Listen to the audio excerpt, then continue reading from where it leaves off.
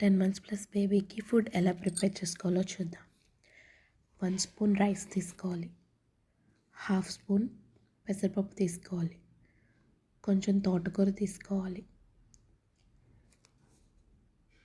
తాలింపులు తీసుకోవాలి. బేబీ పెనం హీట్ అయ్యాక రైస్ని దాల్ని యాడ్ చేసి ప్రీ హీట్ చేయాలి. అప్పుడు బేబీకి గ్యాస్ పట్టకుండా ఉంటుంది. హీట్ అయ్యాక తోటకూర యాడ్ చేసుకోవాలి.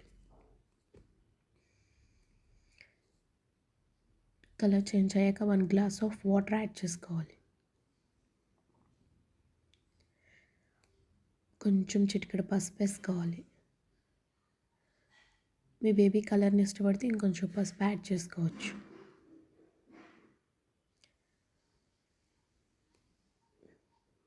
రైస్ అంతా కుక్కి వాటర్ ఇంకిన తర్వాత స్మాషర్తో స్మాష్ చేసేయాలి రైస్ అంతా.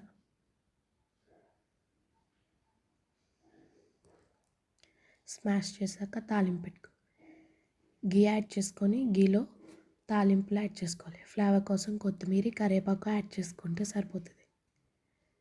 తాలింపు పెట్టి సర్వ్ చేసుకుంటే పెసరపప్పు తోటకూర కర్రీ రెడీ.